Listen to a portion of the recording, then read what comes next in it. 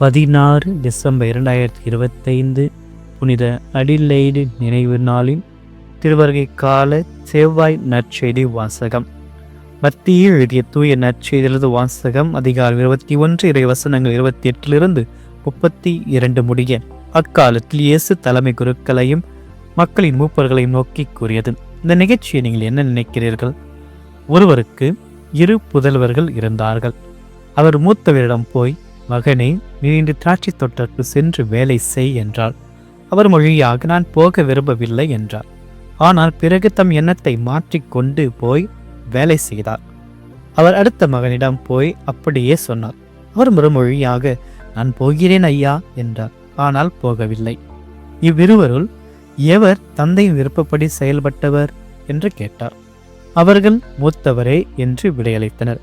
இயேசு அவர்களிடம், வரி தண்டுவோரும் விலை மகளிரும் உங்களுக்கு முன்பாகவே இறையாட்சிக்கு உட்படுவர் என உறுதியாக உங்களுக்கு சொல்கிறேன். ஏனெனில் யோவான் நீதி நெறியை காட்ட உங்களிடம் வந்தார், நீங்களோ அவரை நம்பவில்லை. மாறாக வரி தண்டுவரும் விலை மகளிரும் அவரை நம்பினர்.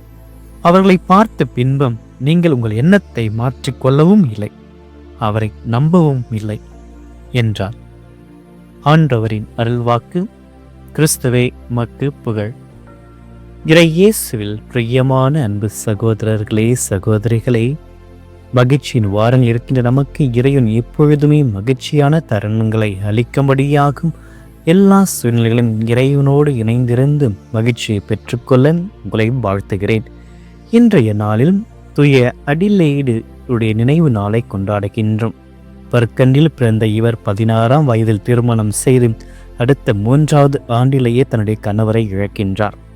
அதற்கு பின்பு தன்னுடைய வாழ்க்கை முழுவதும் ஆலயம், கண்ணீர் இல்லம், திறவுமனை போன்றவருக்கு உதவி செய்வதன் மூலமாக வாழ்க்கையை செலவிடுகின்றார். அதே நேரத்தில் பல நேரங்களில் பக்தி முயற்சினாலும் ஆன்ம ரீதியாக இறைவனுடைய ஆசீர்வாதத்தை பெற்று தூய வாழ்க்கையை அவர் அர்ப்பணித்திருக்கின்றார்.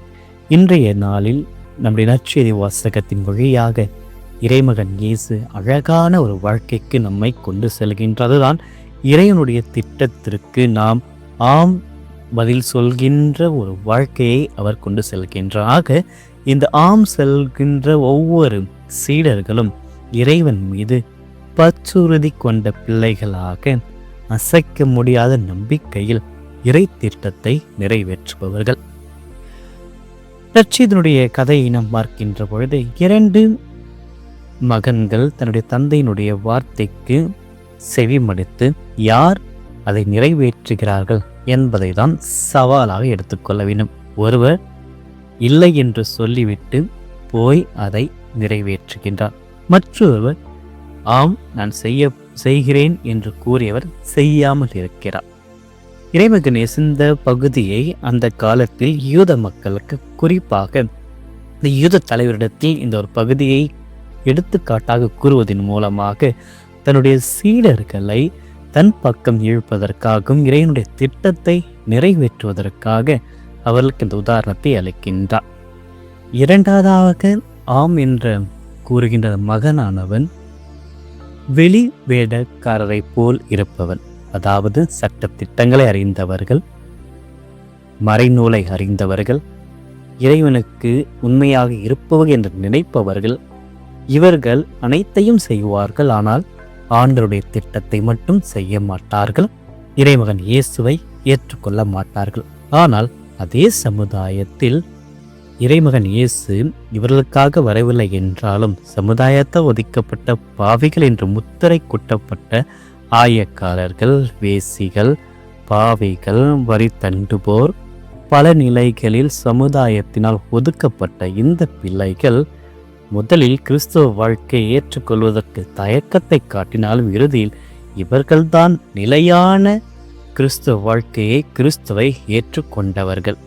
முதல் மகனை போன்று முதலில் இல்லை என்றாலும் இறுதியாக இறைவன் மீது முழுமையாக நம்பிக்கை கொண்டு தங்களை மனதை மாற்றிக்கொண்டு பாவத்திலிருந்து திரும்பி வந்து இறைவனுடைய திட்டத்தை ஏற்கொள்கிறார்கள். ஆக நம்முடைய நற்செய்தியில் பல இடங்களில் பார்க்கின்ற பொழுது இறைவன் சந்தித்த ஒவ்வொரு பாவிகளும் மனம் மாற்றமடைகிறார்கள்.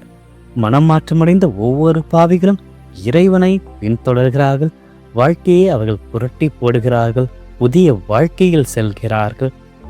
சமுதாயத்தில் அனைவராலும் மதிக்கக்கூடிய நிலைக்கு, அன்பு செய்யக்கூடிய நிலைக்கு அவர்கள் தள்ளப்படுகிறார்கள். அதாவது உதாரணம் கூற வேண்டும் என்றால், சக்கேயஸ், பார்வை இழந்தவர்கள், விபச்சாரத்தில் பிடிப்பட்ட பெண்மணி, இது போன்று பல பாவங்களை புரிந்த நபர்கள் இறைவனால் ஈர்க்கப்படுகின்ற பொழுது, இறைவனிடத்தை அவர்கள் அன்பு செய்ய முன் வருகின்ற பொழுது, அவர்கள் பாவம் செய்யும் பொழுது இறைவனை ஒதுக்கியவர்கள், இறைவனுடைய திட்டத்திற்கு இல்லை என்று சொன்னவர்கள். ஆனால் இறைவனை நம்பிய பிறகு, இறைவனை உணர்ந்த பிறகு அவர்களுடைய வாழ்க்கையானது மாறி இருக்கிறதாக இன்றைய சமுதாய வாழ்க்கை, இன்றைய கிறிஸ்தவ வாழ்க்கையில் இறைவன் நாம் எந்த மகனாக இருக்கின்றோம், இறைவன் மீது அன்பு கொண்டு மனம் திருந்தி பாவங்களிலிருந்து விடுதலை பெற்று ஒரு புதிய வாழ்க்கை வாழ்கின்ற நபராக நாம் இருக்கின்றோமா, அல்லது வெளி வேடக்காரரை போன்று சமுதாயத்திற்கு முன்பாக, மக்களுக்கு முன்பாக நல்லவர்கள் போன்று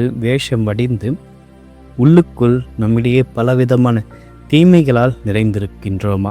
இறைமகன் இயேசு நம் ஒவ்வொருவரையும் உண்மையான திட்டத்திற்கு, உண்மையான பயணத்திற்கு, உண்மையான வாழ்க்கைக்கு நம்மை அழைக்கின்றார். இதில் எந்தவிதமான சோம்பேறித்தனமும் இல்லாமல், சுயநலமும் இல்லாமல், அமைதியான மறுப்புகள் இல்லாமல், இறைவனிடத்தில் ஆம் நான் செய்வேன், நான் ஆண்டவரிடத்தில் செல்வேன் என்று கூறுகின்ற ஒரு மனப்பான்மையை நாம் கொண்டிருக்க வேண்டும்.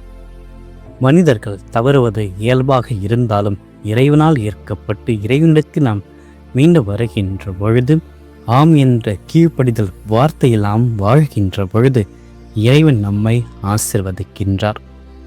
ஆக ஆண்டவர் நம்முடைய வெறும் வார்த்தைகளால் வாழ்கின்ற வாழ்க்கையை தாண்டி வாழ்க்கையில் செயலை நாம் காட்ட வேண்டும். செயல்களால் நம்முடைய வாழ்க்கையை அலங்கரிக்க வேண்டும்.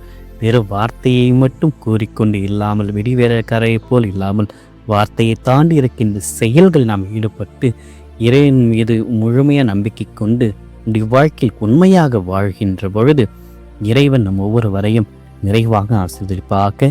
அந்த முதல் மகனை போன்று இறைவனுடைய திட்டத்தை ஏற்று அதை செயல்படுத்த ஆண்டவருடைய கிருபையை பெறுவோம்.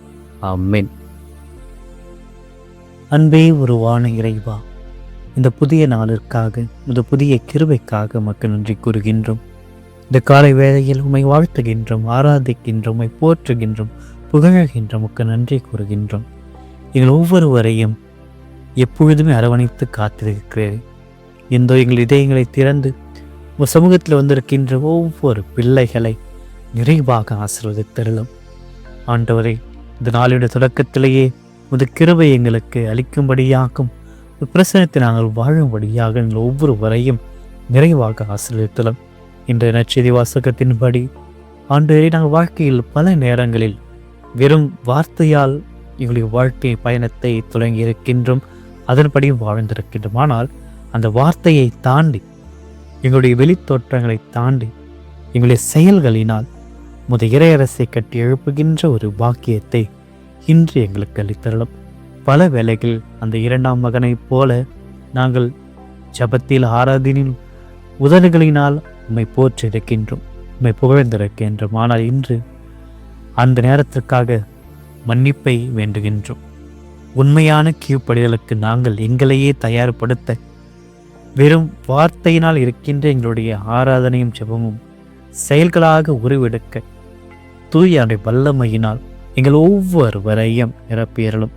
எங்களுடைய ஒவ்வொரு ஆன்மீக சோம்பேறித்தனத்தை அகற்றி, எங்களுடைய வெளி வேடத்தை அகற்றி, அந்த முதல் மகனை போன்று தைரியமாக உமக்கு பணிந்து உமது சொற்படி வாழ்கின்ற ஒரு பிள்ளைகளாக நாங்கள் மாற, எங்களுடைய பாவத்திலிருந்து மீண்டும் மனம் திரும்பி உம்மோடு சேர்ந்து வாழ எங்களுடைய இருதயத்தை உமக்கு இன்று நாங்கள் ஒப்புக்கொடுக்கின்றோம்.